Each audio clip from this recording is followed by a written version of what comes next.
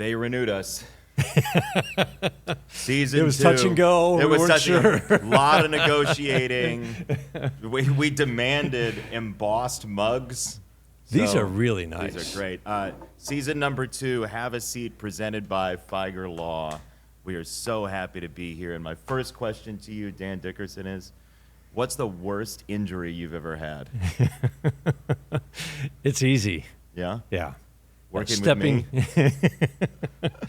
That's on the list, but no, the stepping into a hole while on a run in Kansas City in the sidewalk. Yeah. I'm looking across the street, busy sidewalk. If you ever stayed at the Intercontinental, there was a hole that was just bigger than my foot. So perfect for stepping in, and I nailed it. So what happened? So I'm looking for traffic. I step in the hole, blew out both of my quad tendons. Both? Both. No. So we blew them. And you get taken to the hospital in an ambulance. Very short ride, kind of disappointing. My first ambulance ride was like quarter mile. 2 stoplights. I wanted a little more, the siren going and enjoy the ride. You wanted somebody to yell scalpel in the middle of it. So long story short, they literally, thanks to Kevin Rand, who was our head trainer at the time, got surgery the next day with Dr. Stephen Lemos, team doctor, the next day to repair. And he said after surgery, we repaired your left and we thought about repairing your right, but we decided to let that one partially torn heal on its own. But that was quite a thing. So Lori had to bring me to the ballpark every day. I couldn't drive, missed road trips, and amazing people here, took care of me all summer. Wow. And that was a process to get back. What did it feel like not being able to do what you love to do? Oh, I just turned into total fan. So at home, I missed probably 3 road trips. So let's call it 15 games or so. Okay. And so they had a hospital bed. My son Justin at the time, he loved it because it was one of those beds, Yeah, the clicker that can move so it. I had to fight him for it, because he couldn't get up and down out of the chair. But he just loved hanging out there. So I would hang out there, watch the Tiger games, and turn into a total fan. And I'm like, I am so thankful I have this job because I can't just be a total fan, obviously, when I'm broadcasting. But I'd be like, turning it off. And I just remember they were losing in Baltimore. Turn it off, turn it back on, yelling at the TV. Amazing. And I'm like, I better get back to work because it wasn't good. But that's how I am as a fan, just total fan. We are very fortunate as announcers to get to do this job. But then when you have that moment when you're not doing it, right? You're sick. You feel like you can't do it to the best of your ability, right, or you tear both of your quad tendons. We know that feeling somewhat. Our guest today, Casey Mize, has had moments where growing up as somebody who was kind of engineered to be a baseball player by his own choice, yes, didn't get to play for a year plus. And talking to him today is a fascinating romp through the human mind. We know it a little bit, but nobody's ever said, hey, your vocal cords are gone. So can't even imagine. Can't imagine. You'll be back in 2 years. Yeah. But for the meantime, you're not going to be able to do your job. Yeah. When you've grown up as somebody who just obsesses over it, like we watched a ton of play-by-play, listened to a ton of play-by-play, all that. You like dive in so hard. Talking to Casey today, I don't know that our viewers and listeners are going to really believe how deeply he thought about the loss of that and how much the way he handled that is informed by how he grew up. The way he handled it was incredible and knew that he wasn't handling it well, and so he did something about it. And just to hear the stories that he tells about how he did that and how he looks at things now, it's just a great conversation. Yeah, it's our first episode. We have so much more during the course of this season, and we have commissioned somebody to play the national anthem on a saxophone while we're recording the podcast. That's actually happening here in the ballpark. You never know who you're going to run into on Have a Seat, presented by Figer Law. But we thought it was a perfect place to start with Casey Mize, with baseball going away from him. And this is our conversation. It's fun, a lot of fun. This is Have a Seat with Jason Benetti and Dan Dickerson, presented by Figer Law. 2022 happens. Baseball is suddenly gone. Yep. Dealing with surgery, all of that. How did that hit you at first, and how do you see it all now? Just devastation, I think, for me. You take away the thing that I love to do the most, and I knew it was going to be gone for over a year. Didn't know it'd be gone for 2. It ended up being, almost 2 full seasons, and it was tough. I couldn't even watch in 2022. I would check the box score at the end of the game, but I couldn't watch. It was just Literally the whole sick. season. Yeah, I would check in on box scores and standings and see how somebody's doing or whatever. But I just tried to separate myself as much as I could because it just hurt so bad. What did you do? I just recovered and did nothing. I think I was in a pretty at the beginning of that, I wasn't in a great place. Like, I really was just doing nothing. I was just kind of just like, other than my recovery and rehab, like, that was it. It all surrounded around that. And that wasn't a healthy thing, So I started, I got plugged back into church, started, joining a small group there, made a lot of friends. I started reading, started just getting out and about in my community when I was just kind of like a hermit in my house, just laying there doing nothing for a while. Like I said, it wasn't healthy, but my wife kind of helped me, like, nudge me forward of like, hey, this isn't a good cycle you're in here, so you got to start doing some stuff, So I learned how to just live life, or not without baseball games in the summer, and so it was strange, but it was a tough time. You seem like a guy who likes to learn. You're very curious. You like to use your brain to get better, whether it's in baseball. What kind of stuff did you dive into that was non-baseball related when you said you started to read a little bit more? Yeah. A lot of it is, honestly, most of the books I read are fiction, so I was just kind of like, just get me away from reality a little bit. So I was just reading just like spy novels and stuff. Great. Just like, are you kidding me? guns and travel and good guy kills bad guy and, all the stuff that, guys like. And so I just dove into that. And then just embracing community and friends, just people that I was surrounded with, especially in church, but even outside of that. My wife has a good friend group there, so I got, to hang out with them and do normal people things and hang out with normal people, and it was just a different for me. But I learned a lot through that of just like, this is healthy for me to step away from baseball, and kind of expand some horizons and be a normal member of society for a bit. It's kind of what we learned during COVID, right? That family and social connections, that's the most important thing in your life. Yeah, I think so. As much as I value what I do and baseball, like, it's just now I have a different perspective on what it can both look like. I care about baseball so much, but I also care about so many other things and so many other people and family and friends and whoever. And it's now I'm in a really healthy, positive place because I went through that, as tough as it was, at the time. When did it become, as you said, baseball? At what age was it that? Oof. Probably 3 or 4, I think. Really? Yeah. It was. My brother's 4.5 years older than me, and so I was just like, did everything. I wanted to do what he did, and he played baseball, so it was like, okay, that's what we do. We play baseball. And I played some basketball growing up, a little bit of football, not really, but it was always baseball for me. And it was.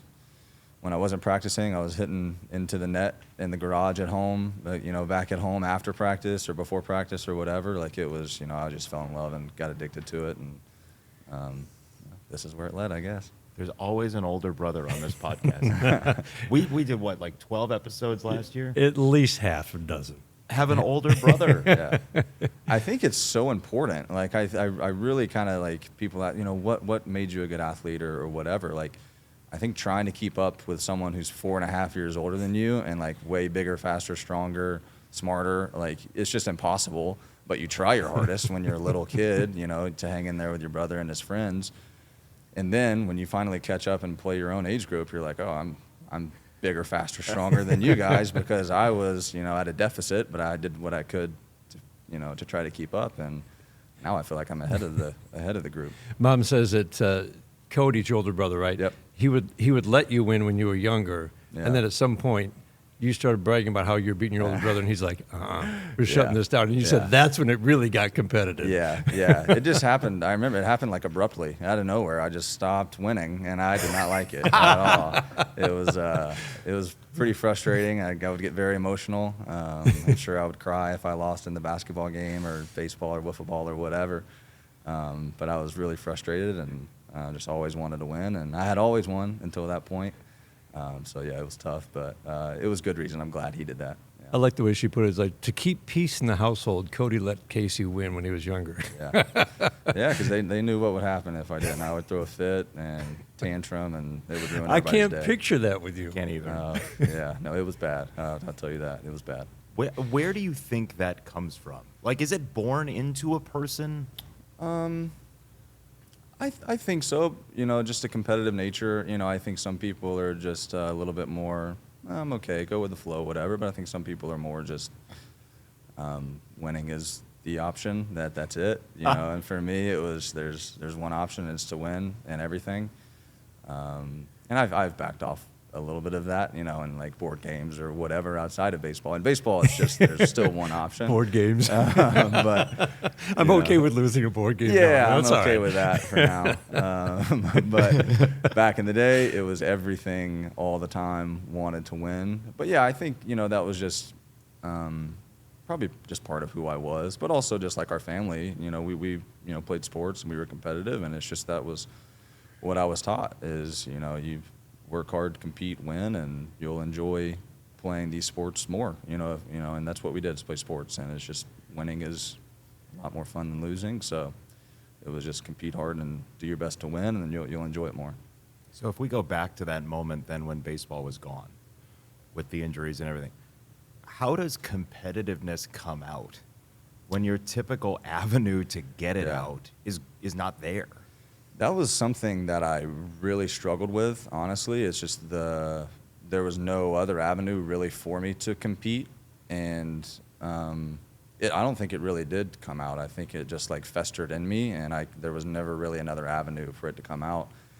And then, when I come back to almost playing, like that was a big question of, am I gonna be able to compete? Like I was a little bit not scared, but like that was one of the questions that I had to answer for myself, is like, how is this competition going to go for me? Like, I haven't done it in 2 years.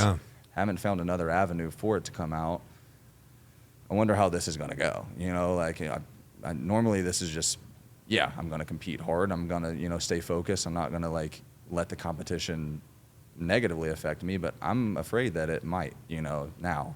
So that's something I had to work on and work through prior to coming back, that I was scared about. How'd you do it?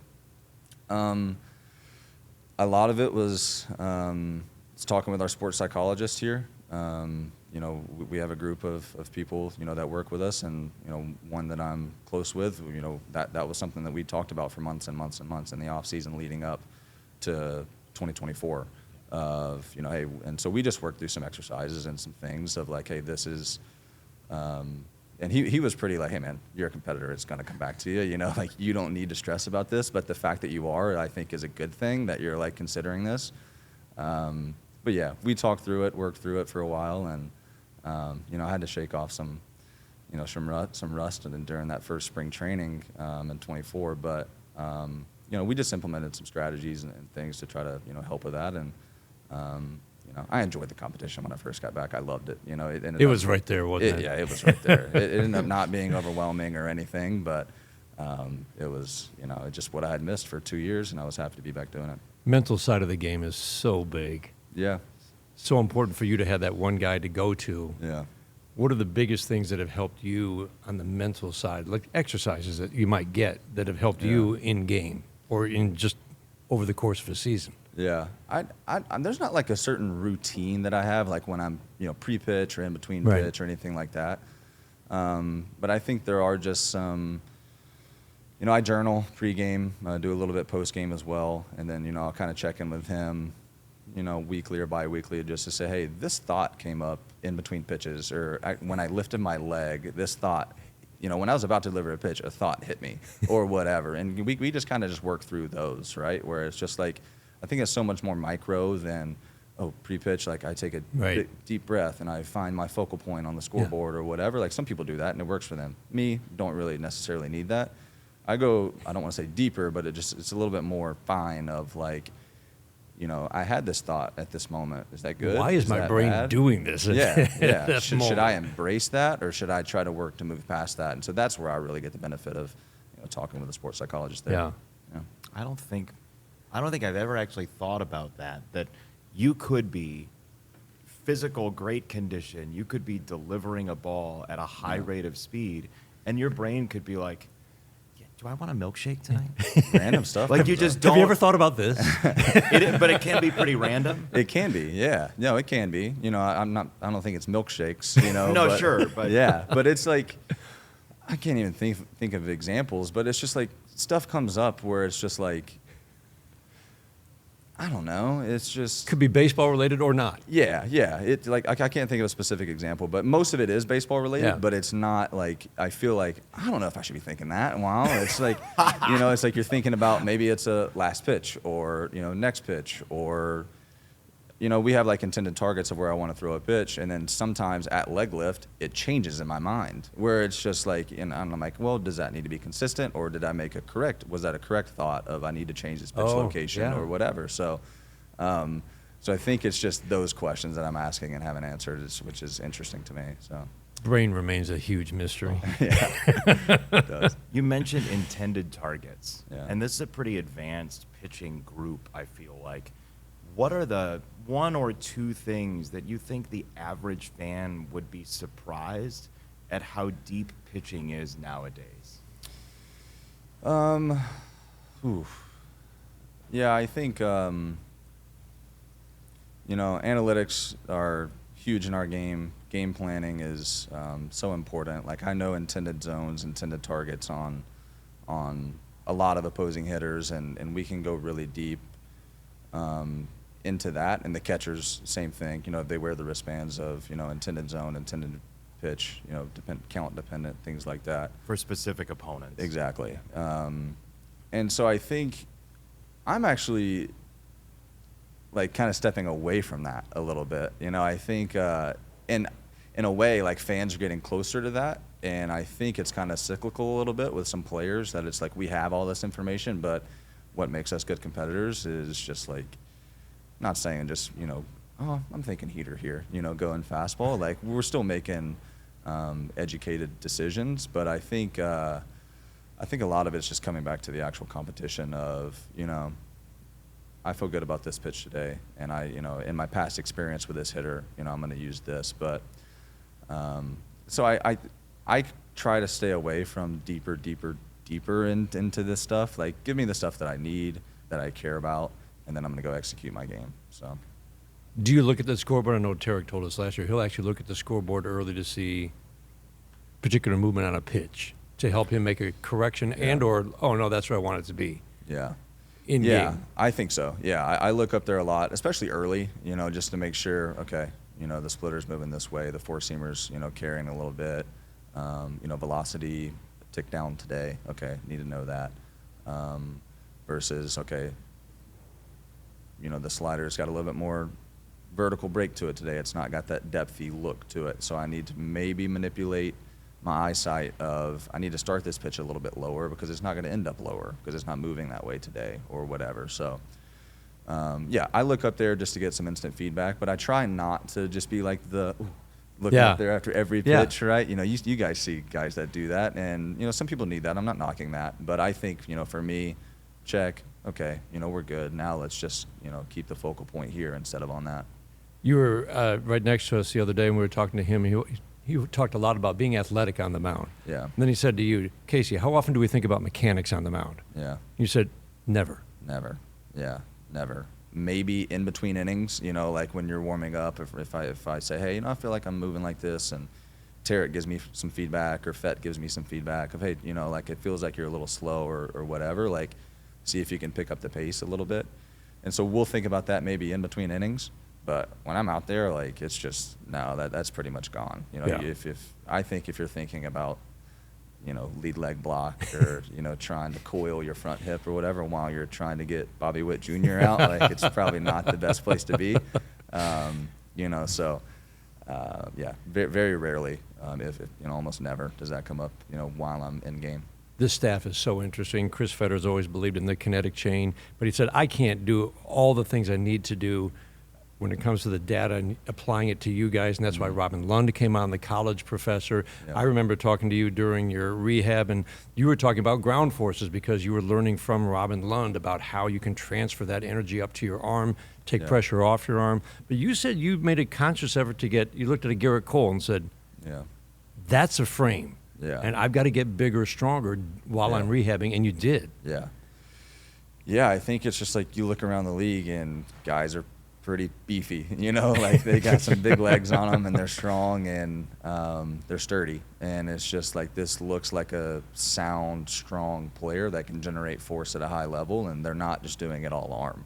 Whereas at times I look back and I watch videos of me in 2020, 21, early of 22, and I'm like, you're too light, you're not strong enough, you look just flimsy out there a little bit. Like, it's just, and I'm glad I recognized that of like, okay, now you have a year and a half, you know, to make some changes in a lot of different areas. And, you know, in Tommy John rehab, you have a lot of time to lift, and especially with our group, you know, they make sure we work out a lot. And so it's just, I put on probably 15 pounds, and mostly good weight, you know, and I just feel like a lot more like foundationally sound. You know, I feel like I can generate force at a high level without, you know, overdoing too much. I think I have a little bit more in the tank where I can like, okay, here's my bolt at 94, 95, but I can go get, you know, a few more if I need it, without,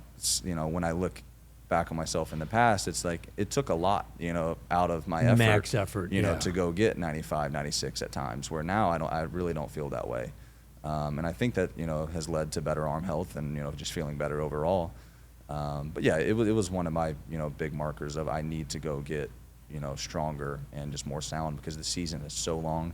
And, you know, I've made 30 starts in the big leagues, and it's hard, you know, like it's very difficult to go wire to wire. And, you know, it's just I wanted to prepare myself to do that as much as I can. You say generate more force, like you sound like a fighter pilot. You know what I mean? Like you do. When is your first memory of, because a lot of this is about like controlling hitters' eyes and all that. What's your first memory of being dominant in baseball? I think the first time frame was like when I got to probably like middle school, because when I was younger, like I didn't play like rec league. You know, I was already playing travel ball. When a lot of my buddies in high school were, that I went to high school with, they just played like rec league. Yeah. And so I, you know, was a little bit more of an advanced player, so I was playing travel ball at a younger age, and I was pretty good there.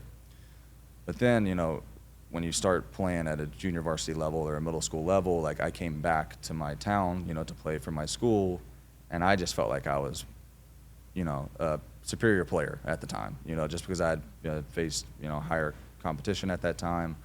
And so that was probably the first time when I got around that group again and started playing that competition, where I felt like, you know, I'm standing out a little bit on the field. And I knew it, you know, and I was probably a little bit too confident, but I knew it. A little. The smile suggests that maybe a little bit isn't what you mean. Too much, yeah, too much. It's just I look. What were you like when you were? I laugh when at you were myself. like so excited about being great.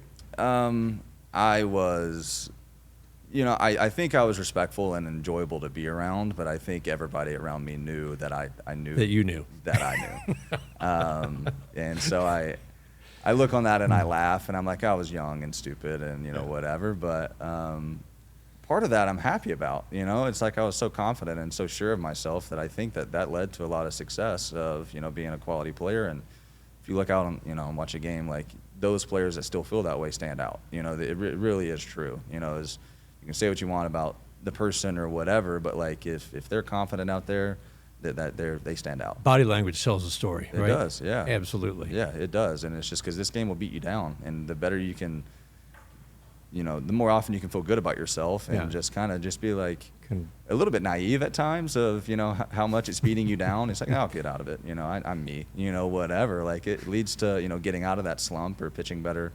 a little bit faster. So I think it can be a positive. Springville, Alabama's website says big in nature. Yeah. Like, but you were just running around baseball fields. Like you weren't like in boats and hunting, and you were just playing baseball all the time. Is that right? I grew up hunting and fishing as well. You know, once I got to college, that was full stop. For the most part, it was just baseball. But in high school, I was still hunting and fishing as well, mainly fishing. My grandparents lived on a little pond there, so I would always go there. And then we had, you know, some lakes in the throughout the neighborhood or throughout the city where we would go as well. And we were always jumping in the river and you know, swimming with too many snakes, to be honest, in the area. Is that right? Oh yeah. The water moccasins there, do not stay away from them. You know, stay away. So did you have an occasion to get close to one? Is that what I'm hearing? I mean, I think we all had like the minimal scare of like you jump in and then you come out of the water and you know, look to your left, your right, and there's a moccasin on the log there, which is, you know, swim away as fast as you can. That would happen all the time with me and my buddies. But yeah, Springville is a great place. You know, it was a great place to grow up. I love going back there. My family's still there. It's a slow town, but it's a good reset. And like I said, it was a great place to grow up. Dad was a police officer there? No, he was in Jefferson County, Birmingham. Okay. So he worked there.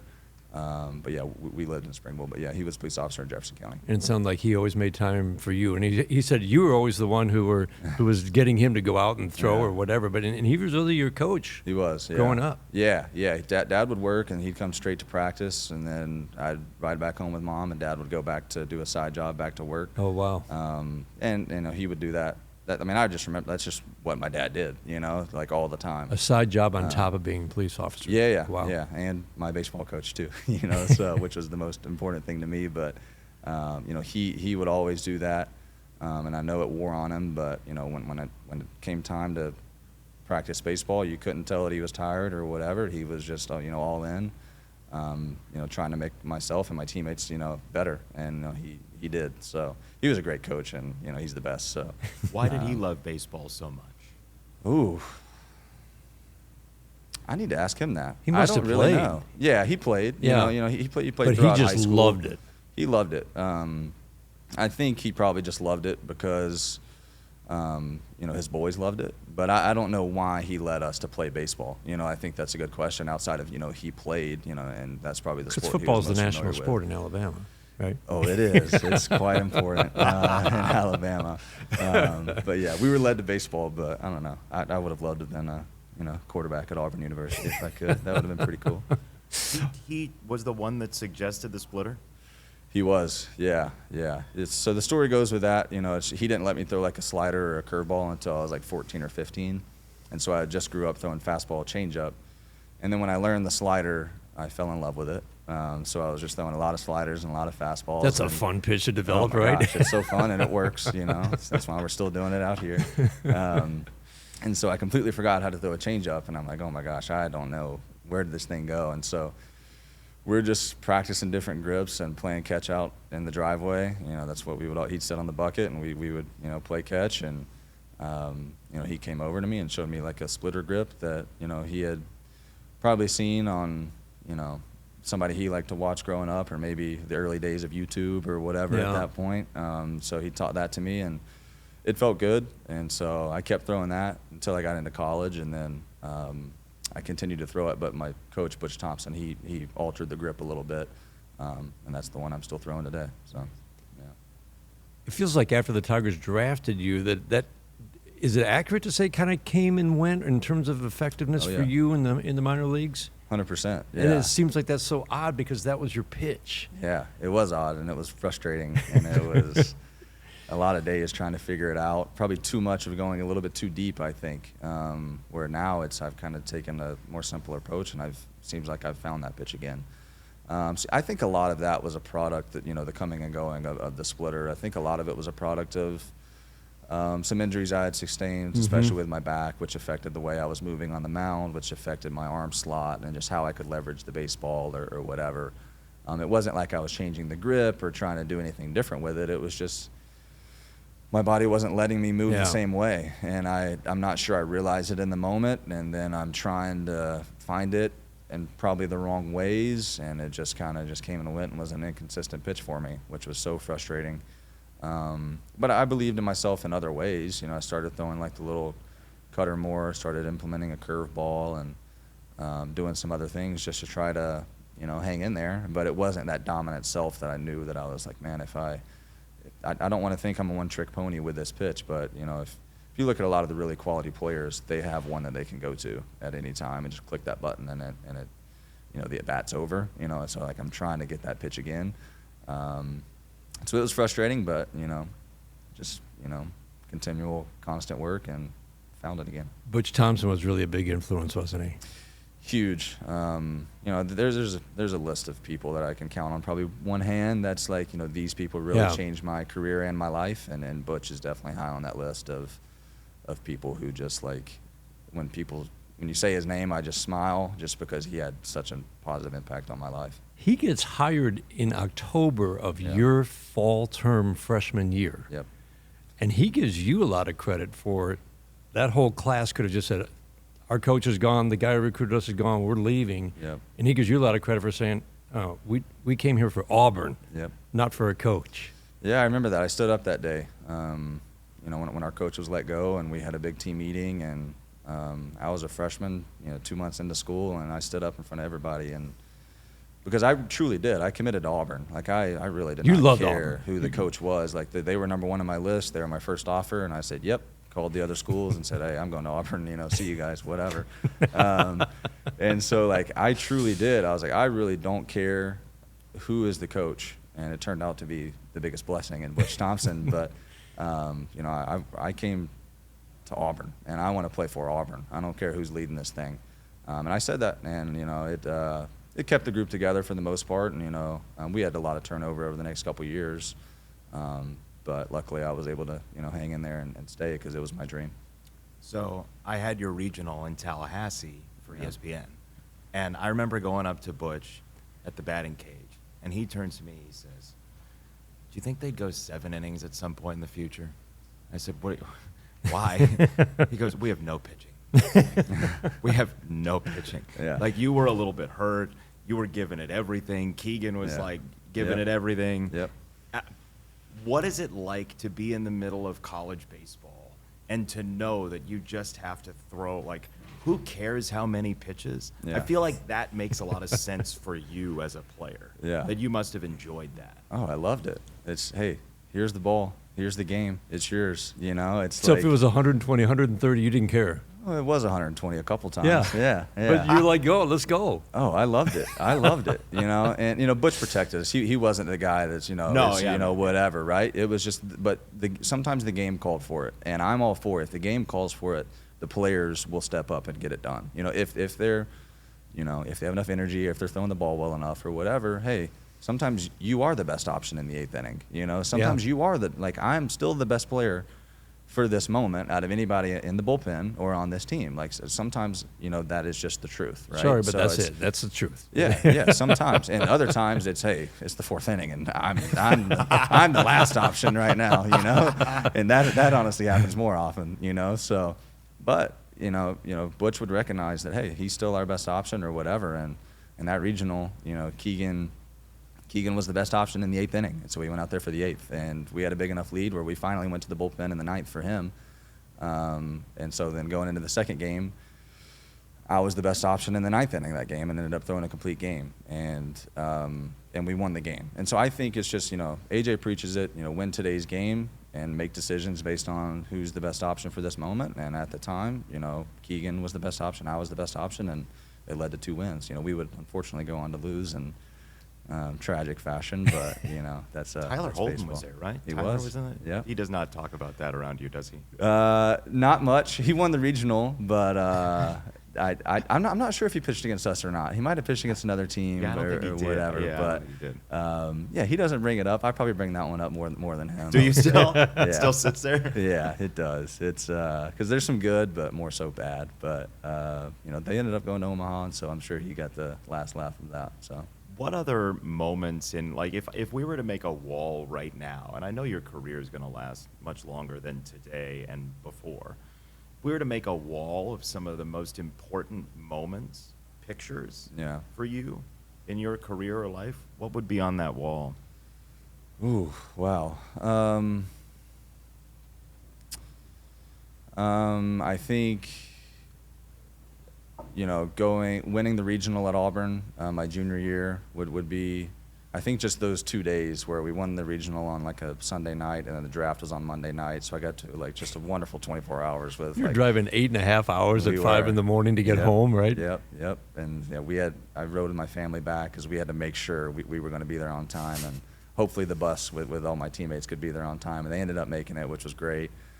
So that 24 hours was just like, man, if you put a timeline of that in a picture frame and put it on the wall, that would be up there for sure. Just What like do you remember from those 24 hours? Yeah, I remember a lot of phone calls pregame of the championship game, like Wow. talking with my agent and trying to figure that out, but also like we're trying to beat NC State here to go to the Super Regional, so it was a lot. And then after the game, celebrating with my teammates, and then getting back to the hotel room that night, getting a call, of like, hey, you're gonna be the first pick tomorrow, which was just like, oh my gosh. So I shared that with obviously my family and my girlfriend at the time, who's now my wife, and a couple of teammates. Hey guys, keep this on the down low. I don't think they did because when the draft happened, everybody had their phones up behind, doing that on the first pick. Signs. So I think they knew.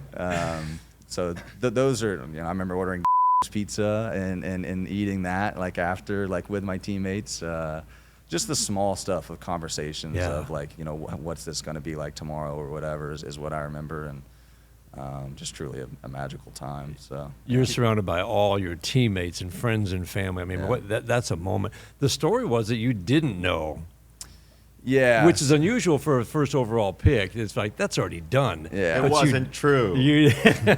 I am shocked. So there's this thing called leverage here, people. And so you never really know until your name is called. And so we had, to be respectful, we had some other teams, we told them, hey, we don't know, what's going on here. So we had There some you go. figures lined up and some different options available. So I wanted to be respectful of that and say, no, we truly, and the way I put it is, I didn't know 100% until they called my name. Which was true. Which is a You true were thing. at 99, hey, but we don't know. Like, but we we were told that it was going to be me.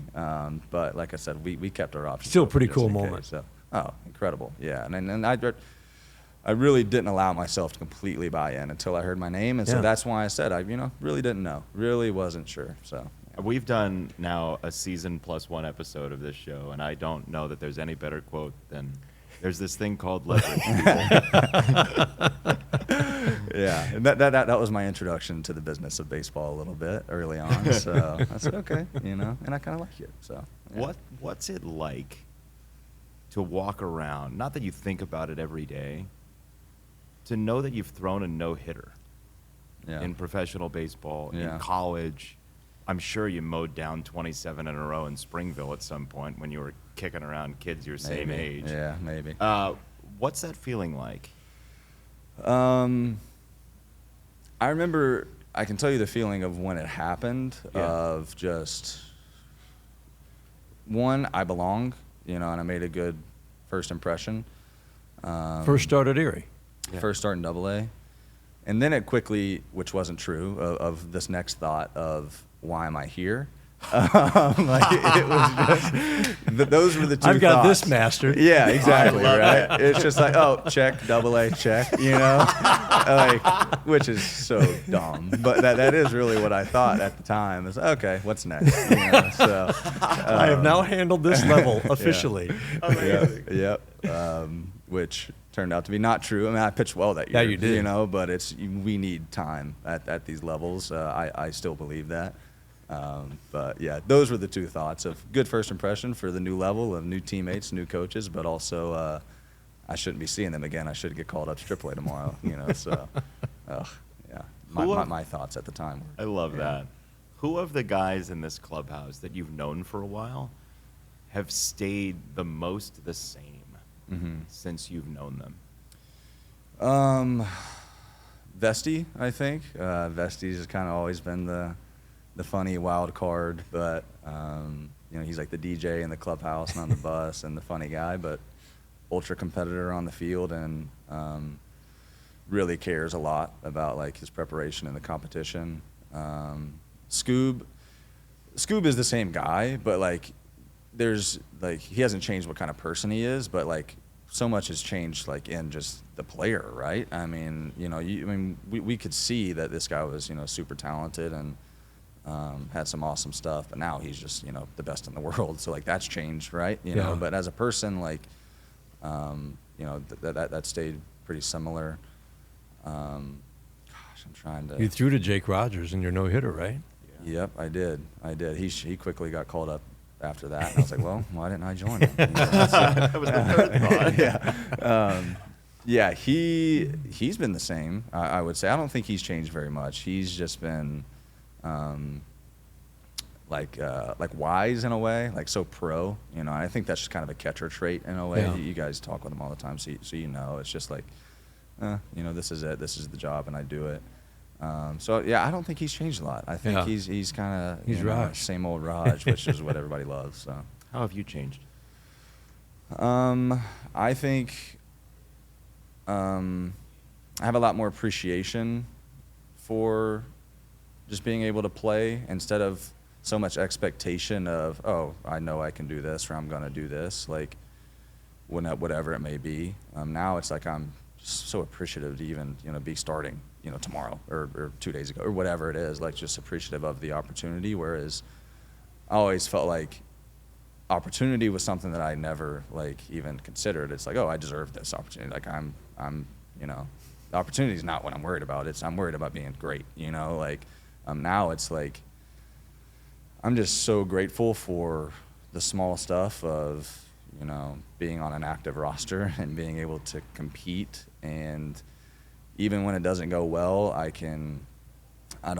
still beat myself up a lot, but it's like I can still find another place where I'm like, well, at least I'm here doing it, because I know what it's like to not be doing it, and that's a lot worse than this scenario. Whereas in the past, I never had that perspective of, it's like, oh, you just gave up 3 runs? Like, this is the worst thing that's ever happened to you, Like, now it's like, no, I've gone through a lot worse, and now I think I have a perspective that I otherwise wouldn't have had. And just for my life, I'm so thankful that I have that perspective, because now it's, I feel like I have a lot more to provide other people, and I'm a lot more relatable to other people, I think. Well, that's interesting. You feel like you're more relatable. I think so. Like, I think I look back, when I first got drafted and, when I was interacting in the minor leagues with people, I feel like people looked at me, and I probably looked at them as, like, different than me. Like, I kind of stood out a little bit of, like... The 1-1 is a real thing, isn't it? Yeah, it is. I mean, it just is. It's like it's over your left shoulder wherever you go. I think it is. And I've kind of downplayed that, early on, of like, I'm just another one of the guys. I'm really not. Or I wasn't. Now I feel like I am. That's what I mean, is like, I haven't had a ton of failure. I haven't had a lot of obstacles, and it's just here for me. Like, I'm just asking myself for more, because I expect that out of myself, and because I'm talented enough. And I truly believe that. And a lot of people I don't think they felt that way about themselves. I think they were just like, my dream's to be a big leaguer. Like, my dream is, and like, oh, I'm gonna be a big leaguer. And like, my dreams are much, much higher than that. And so I think that's where I felt a little bit separated, and a little bit different than people of what our goals were. Yeah. And now I feel so aligned, in what everyone else's goals are. Like, it's just like, provide value, be a good teammate. Like, I don't want to say I was a bad teammate, but like, that was like never something I truly ever considered. Of like, you're now thinking go about out of your people way. around you more. And I think so. Yeah, go out of your way to be a good teammate today, and kind of hang out with the guys. Where it's, in the past it was, do what you need to do to perform well, and and people like the good players. Like that's a big just, change. That's just kind of just how I viewed it. And now I have a completely different perspective of how I go about everything I do every day. Makes you more fun. Yeah, it's more enjoyable. It's just like I get to interact, and I truly care when like one of my teammates does something really well, or I feel for them, and I understand when somebody gets hurt, or things go poorly. Like, it's just that perspective for me has changed. Whereas in the past, I kind of felt numb to it a little bit, to be frank. It was just like, I wanted to win as a team, of course, but at the end of the day, like, I was just like, I need to keep moving forward. It's almost like you were playing the role of teammate, yeah, but not an actual teammate. yeah, I think that's a good way to put it. Of like, yeah, I mean, I wanted the best for everyone. I still Right. I still do that now, but it's I do that even more so now. Of like, I just feel more relatable, and I feel more present and actual, real in a way. Yeah. Of like, this is, and I actually feel for them more and feel for myself more than I did in the past. And you get stuff from them. I mean, Yeah. those interactions that take place every day are always so interesting. It can Yeah. lead to what we saw last year, Yeah. 31-11 finish. Yeah, and I think I'm much more open, to like learning from a teammate where I was in the past, honestly, just because I'm, they want to talk to me and I want to talk to them, and like it leads to some pretty interesting stuff Yeah. that I'm open to, where in the past it was, I'm doing me and I'm climbing, and it's just, now it's evolved a little bit. There's great life advice in there. Yeah. I was going to ask you, and this, you feel free to say, clearly there is one answer here. But I do wonder if it's harder to not be able to pitch or to have to pitch when you know that you don't physically have the stuff you want to have. Yeah. I wonder how close those two are. It's close, like, because I've done both, and I have a good perspective on that. And last year, 2024 was difficult for me because I feel like I was pitching, but I didn't have the stuff ever when I wanted to have it, and that was so difficult. But at least I got to play, like, at least, even if I wasn't providing the most value. I know that's kind of a selfish answer, I think, like, for me, like, at least I got to play, so I'm going to choose that. It's harder to not play than it is to play. But playing and kind of just spinning your wheels and not really providing value and kind of just hovering in the mediocre to okay it's a really hard place to be as well, because you look around and it's just like, I don't know if these guys believe in and then we can win today. Like, that's a tough place to be as well. Or I don't know if I believe I can go out there and throw 7 shutout innings today. Like, it was just, combating those thoughts are difficult, but not being able to play and do the things that you love is probably the most difficult thing ever, for me. So I still would choose being able to play, but it was almost as hard. Yeah. Watching your face in that start in New York Yeah. last year in the rain and all that, but like, you could tell that you didn't have what you wanted to have. And I Yeah. just wonder Yeah. how that exists in your heart when 30,000 people are watching. Yeah. Yeah, it's almost embarrassing in a way. It's like,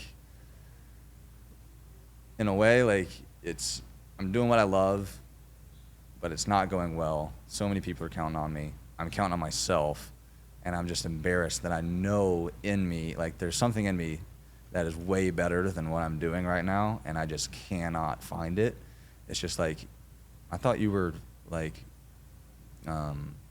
developed enough. I thought you were talented enough. I thought you could bring this out more often than you are, and it's not happening. And it's just like, drive yourself crazy a little bit of like, why is this not coming out? Like, I don't understand it. And you just go searching for it. And it's difficult, but you just, you keep going. It's just, there is no other choice of, you either fold and it gets worse, or you keep scratching and clawing to try to hang in there. And I feel like I did a good job of that, of scratching and clawing of, I'm not going to give in to this. Even if it's not getting better, I'm not going to really let this Yeah. get much worse. Yeah. Which I was proud of, in that time of like, this could go a couple different directions, and I'm proud of, because of what I had gone through, that prepared me to kind of overtake this. And even if it is embarrassing or difficult and frustrating, that I can recenter and make the next pitch or make the next outing, Yeah. or kind of hang in there to do what I can. And I think I did some good things, even, as in the moment, I did not view them as good things, but How does now feel then? Yeah, now it's completely different, it seems like. it feels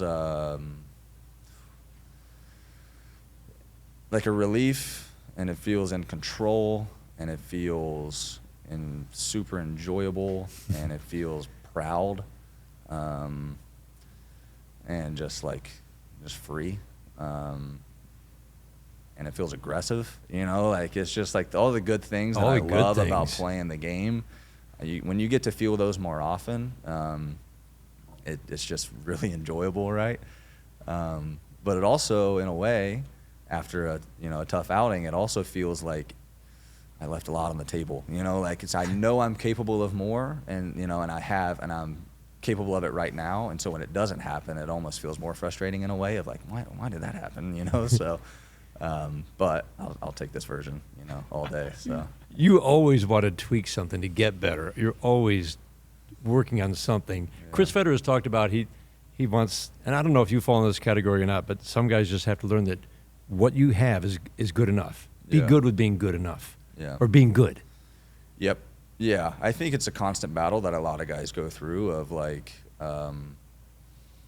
it's not going to be our best fastball, splitter, slider every day, but like we want it to be, right? So it's always the fight of be okay with some of the stuff you have or the way that you're feeling and bring out the best of that, or make changes to strive for more. So I think there's always like the internal battle of strive for more, perfect what we are, so I think it's kind of like back and forth there, which is it's a fine line, but that's decisions that we make on a daily basis or a monthly basis or a yearly basis of things we need to change or whatever. But me, I'm a strive for more guy, so Always. I kind of have to tone myself down in some areas, but I don't know, I think it works for me for the most part. Before we let you go, just a couple more. We were at dinner as a group, some of us media types that travel with the Tigers, and we got into a discussion about what your old person job is going to be. Like when you're retired, Yeah. what will you go and do just to be part of the world? Yep. What will your old person job be? This You have one's to easy start for thinking about me. this in your 30s. No, this one's easy. I want to stock shelves at Publix because it's like the cleanest, most like inline place ever with like all the labels facing out on all the cans of corn or whatever. And I'm like, man, That brings you joy. I could do a good job of that. Where it's like, I don't really have to, like work at the cashier where I have to talk to people too much. Like that, I kind of just, hey, put the headphones in and stock shelves. I think I'd be really good at that. So, yeah. So, like at home, is everything just so? Do you have like a label maker and you do like the spoons and the knives and the forks? Honestly, no. Which is, you would Yeah, we think can so. call based tally off- here. Yeah. Because my wife doesn't really let me in the kitchen to do any of that. She's like, hey, you get out of here. This is my area. She loves to cook, and so I'm told not to touch anything in there. Which she's a little bit more erratic and things are a little bit misplaced, but she always knows where it is. So it's her system, but mine would be a lot more buttoned up, I think. So, yeah. If you were allowed. Yeah, exactly. Yeah. So is your journal like that? Like it, Um, every date has a page. The writing is your writing like Dickerson's writing over here? No, his is miniature. Mine is much larger than that. I don't know how he even reads or writes that. But yeah, I do the same.